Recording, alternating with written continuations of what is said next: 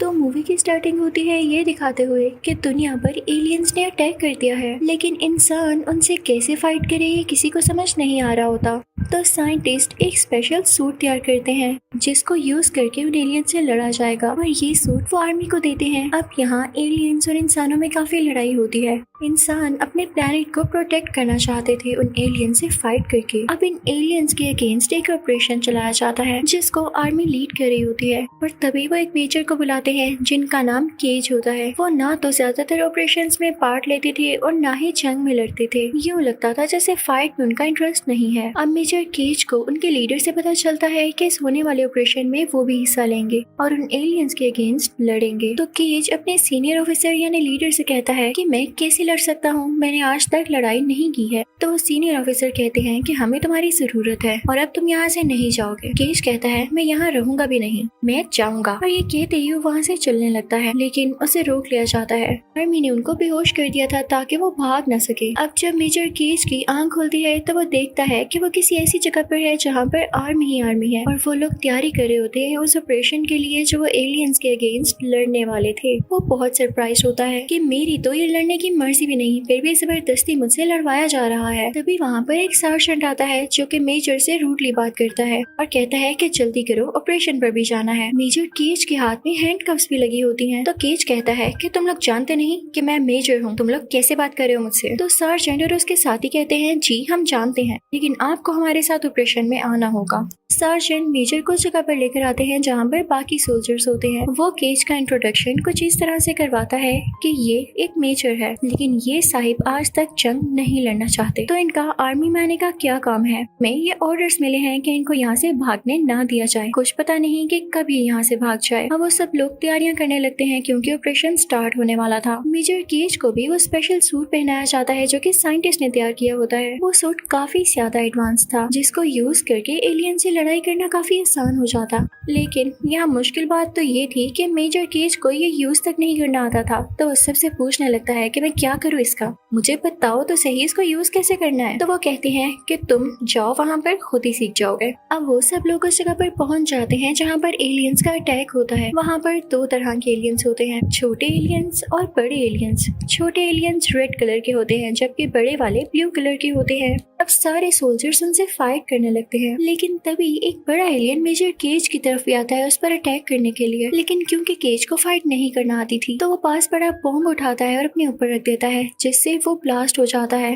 और उसमें केज भी मारा जाता है और वो एलियन भी। लेकिन यहाँ पर एक अजीब चीज होती है, उस बड़े एलियन का थोड़ा सा ब्लड केज के ऊपर गिरता है। ऐसा होते ही केज एक दिन पहले आ जाता है, यानी पास्ट में, जो कि एक दिन पहले हुआ जब उसे होश आया था। यहाँ भी जब उसे होश आता है तो उसे लगता है कि हो सकता है ये मेरा ख्वाब है और ऐसा कभी हुआ ही न हो। लेकिन आहिस्ता आहिस्ता चीजें वैसे ही होने लगती हैं जैसे वो एक्सपीरियंस कर चुका है। तो उसे पता चल जाता है कि शायद लाइफ ने मुझे सेकंड चांस दिया है। अब ये सारे लोग मिलकर फिर से उसी जगह पर जाते हैं जहाँ पर ये ऑपरेशन होना था, और आज मेजर केज फिर से उसी एलियन के हाथों मारा जाता है। यानी सारी चीज रिपीट हुई और केज को दोबारा से उसी जगह होश आता है जहाँ से वो उठा था। यानी सारा कुछ दोबारा से रिपीट होने वाला था। केज को समझ नहीं आता कि ऐसा क्यों हो रहा है। अब ये बात केज जाकर बाकी सारे सोल्जर्स को बताता है, लेकिन उसकी बात का मजाक उड़ाते हुए कहते हैं कि तुम यहाँ से भागना चाह रहे हो ना, इसलिए हमें भी अपनी बातों में ला रहे हो। सब कुछ छोड़ो और हमारे साथ लड़ने आओ। फिर हम देखते हैं कि उस जगह पहुँचते ही केज को एक लड़की नजर आती है जिसका नाम सारा होता है, और ये भी इस मूवी की मेन कैरेक्टर है। अब ये लड़की रोज केज की आंखों के सामने मारी जाती थी, तो केज को पता था कि इसकी डेथ कैसे होनी है और बाकी सब लोगों के बारे में भी कि कैसे मरेंगे। तो केज आज डिसाइड करता है कि वो इन सबको बचाएगा क्योंकि वो जानता था कि इनकी डेथ कैसे होनी है, और वो उससे पहले ही उस चीज को रोक देता। अब जब सारा मरने वाली होती है तो केज उसे जाकर बचा लेता है। तो सारा कहती है कि तुमने मुझे कैसे बचाया, ऐसे लग रहा है जैसे तुम्हें पहले से ही पता था कि मैं मरने वाली हूँ और किस चीज को रोक के मेरी जान बचाई जा सकती है। तो केज कहता है शुक्र है तुमने मेरी बात पे यकीन किया, लेकिन आज मैं फिर से मारा जाऊंगा। तो सारा कहती है तुम लौट कर तो आओगे ना, पर अगली बार जब तुम जिंदा होकर आओ तो फौरन से मेरे पास आना। अब फिर से वही कुछ होता है, केज दोबारा से मारा जाता है और जब उसे होश आती है तो वो फौरन सारा से मिलने जाता है। उसे कहता है ही सोल्जर मैं आ गया हूँ, मैं केज हूँ। तो सारा कहती है केज सॉरी, पहचाना नहीं मैंने आपको। तो मेजर केज उसे बताता है कि याद करें, आप ही ने मुझे कहा था कि मिलने आना, लेकिन क्योंकि पास्ट का ये दिन रोज चेंज होता था इसलिए सारा को कुछ भी याद नहीं होता। वो सारा से कहता है कि मुझे पता है तुम आज भी जानती हो कि मैं मरूंगा और फिर से जिंदा होऊंगा, लेकिन सिर्फ तुम ही क्यों हो जो मेरी बातों पर यकीन कर रही हो, बाकी और कोई क्यों नहीं कर रहा। तो सारा कहती है कि ऐसा मेरे साथ भी हो चुका है। सारा कहती है आओ केज, मैं तुम्हें एक डॉक्टर के पास लेकर जाती हूँ। अब वो दोनों मिलकर डॉक्टर के पास जाते हैं जो उन्हें बताता है कि जिन एलियन से आप लोग लड़ रहे हैं वो खुद नहीं लड़ रहे, उनको कोई और कंट्रोल कर रहा है। वो कहता है कि इनके पीछे एक मास्टरमाइंड है जो कि इन सब को कंट्रोल कर रहा है। जो ब्लू एलियंस हैं उन्हें अल्फा कहते हैं और ये बहुत ही ज्यादा स्ट्रॉन्ग होते हैं और उससे भी ज्यादा यूनिक, यानी हजारों छोटे एलियंस बनने के बाद एक अल्फा बनता है। और उस दिन मेजर केज एक ऐसा बंदा था जिसने उस अल्फा को मार दिया और अभी तक कोई सोल्जर उसे मार नहीं पाया था। तो इन एलियंस को कंट्रोल करने वाला मास्टरमाइंड टाइम को बार बार रिपीट कर रहा है ताकि उसका अल्फा जिंदा रहे। लेकिन अब सवाल उठता है कि केज भी बार बार जिंदा क्यों हो रहा है, क्योंकि अल्फा का ब्लड केज के ब्लड के साथ मिक्स हो गया है, इसीलिए केज के साथ भी यही हो रहा है कि वो बार बार जिंदा हो जाता है। डॉक्टर कहता है कि इससे लड़ने का एक ही हल है कि हम उस मास्टरमाइंड को मार डालें, वरना टाइम बार बार रिपीट होता जाएगा, ये एलियंस दोबारा से जिंदा होते जाएंगे, हम जितनी भी एफर्ट कर लें वो सब बेकार जाएंगी। यहाँ हमें पता चलता है कि सारा का असली नाम रीटा होता है। सोल्जर रीटा वो केज से कहती है कि जब तक हम इस मास्टरमाइंड को मार न लें तुम किसी को भी ये मत जाहिर करवाना, यानी किसी को ये शो ना करना कि तुम्हें इस बात का पता है कि ये सब वही मास्टरमाइंड कर रहा है। तुम चुपचाप मरते रहना और दोबारा से जिंदा होते रहना और जल्दी हम भी पता लगा लेंगे कि उस मास्टरमाइंड को कैसे मारना है और तब सब कुछ नॉर्मल हो जाएगा। रीटा केज से ये भी कहती है कि तुम्हें एक ख्वाब आएगा जिसमें तुम्हें पता चल जाएगा कि वो मास्टरमाइंड रहता कहाँ है और हम सब मिलकर वहाँ पर जाएंगे। तो केज कहता है भाई मैं कैसे लेकर जा सकता हूँ, मुझे तो कुछ भी नहीं पता। मैं आर्मी में जरूर रहा हूँ लेकिन मुझे कोई पता नहीं कि जंग कैसे लड़ी जाती है, रास्तों को कैसे ढूंढा जाता है और इवन किसी से फाइट कैसे किया जाता है। तो रीटा कहती है कि हम मिलके इसका हल निकाल लेंगे। रही ट्रेनिंग की बात, तो ट्रेनिंग मैं आज से ही तुम्हारी शुरू करती हूँ। अब रीटा केज को ट्रेनिंग देने लगती है, बहुत ही ज्यादा सख्त ट्रेनिंग जिसमें केज जख्मी हो जाता है। तो रीटा उसके पास आती है और कहती है अब मैं तुम्हें मारने वाली हूँ। तो केज कहता है तुम क्यों मारोगी मुझे। तो रीटा कहती है बस अपने जहन में अब यही बात रखना कि जब भी तुम जख्मी हो या तो मैं तुम्हें मार डालूंगी या तुम अपनी जान ले लेना, क्योंकि कहीं ऐसा ना हो कि तुम जख्मी हो और ये सोल्जर्स तुम्हें हॉस्पिटल ले जाएं और वहाँ पर तुम्हें खून लग जाए, क्योंकि किसी और का खून लगते ही तुम्हारे अंदर से एबिलिटी खत्म हो जाएगी कि हम मास्टरमाइंड का पता लगा सकें। अब कई दिन तक ऐसा होता है। जब भी केज जख्मी होता तो रीटा आकर उसे शूट कर देती और वो भागता फिरता कि रीटा नहीं शूट करो मुझे,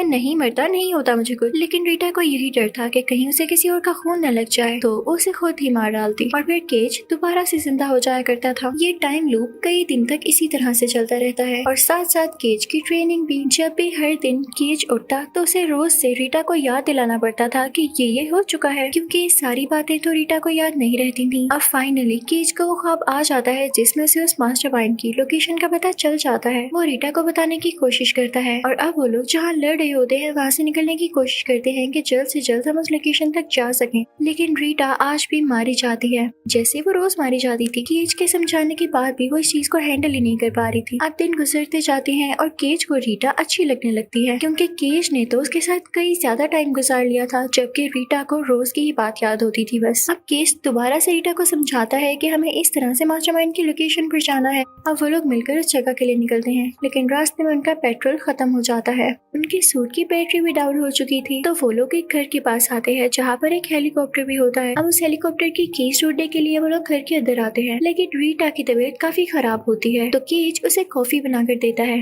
तो रीटा कहती है वाह भाई, तुम्हें तो बड़ी जल्दी पता चल गया कि कॉफी कहाँ पड़ी हो सकती है। तो केज उसे समझाता है कि यार हम यहाँ पहले भी आ चुके हैं, मैंने तुम्हें बताया ना, हम रोज मरते हैं रोज जिंदा होते हैं, फिर यहाँ आके दोबारा से वो टाइम आ जाता है कि हम मर जाते हैं और हमारा मिशन इनकम्प्लीट रह जाता है।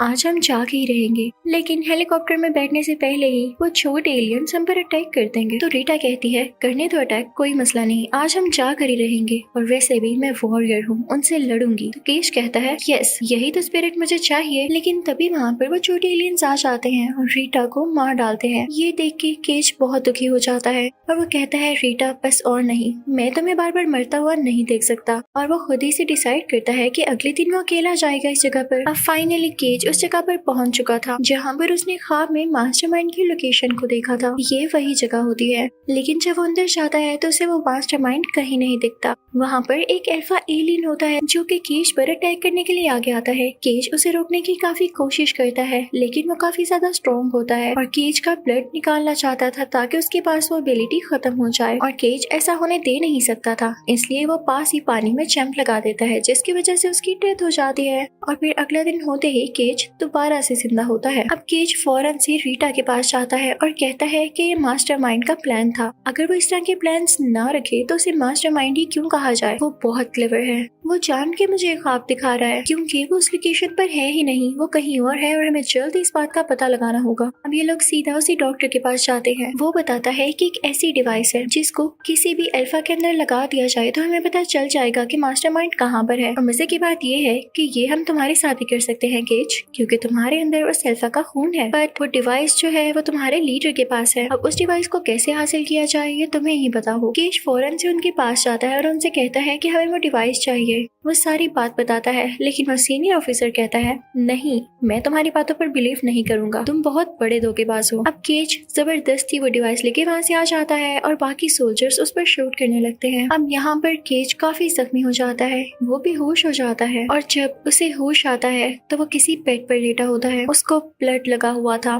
यार ये क्या हो गया, उस बेचारे का इतने ज्यादा दिन का प्लान अब यहाँ पे खराब हो चुका था। वो काफी रिग्रेट फील करता है, लेकिन तभी हमें एक फ्लैशबैक आता है कि केज के जख्मी होने से पहले ही रीटा ने वो डिवाइस उसके साथ लगा दी थी, और अब ये लोग जानते थे कि वो मास्टरमाइंड है कहाँ पर। वाह भाई, रीटा तो काफी ज्यादा इंटेलिजेंट निकली। अभी भी केज जख्मी हालत पर वहीं पड़ा होता है, अभी उसके पास रीटा आती है उसे मारने के लिए, लेकिन केज कहता है रीटा पागल हो गई हो, देखो मुझे ब्लड लगा हुआ है, मुझ में अब दोबारा से जिंदा होने की एबिलिटी नहीं है, अगर तुम मुझे अभी मार देती तो मैं वाकई मर जाता। तो रीटा कहती है ओह सॉरी, मैंने देखा नहीं। अब वो दोनों एक साथ जाने लगते हैं। वो अपने साथ बाकी सोल्जर्स को भी लेते हैं, लेकिन इस बार रीटा और केज काफी डरे हुए होते हैं क्योंकि अगर केज यहाँ पे मारा जाता तो वो दोबारा से जिंदा नहीं हो सकता था, और ये लास्ट चांस था उस मास्टरमाइंड को मारने के लिए। उनके बाकी साथी सोल्जर्स तो मारे जाते हैं और जैसे तैसे करके रीटा और केज अंदर जाते हैं जहाँ पर अल्फा एलियन होता है और उसी के साथ वो मास्टरमाइंड भी होता है। अब वो लोग डिसाइड करते हैं कि रीटा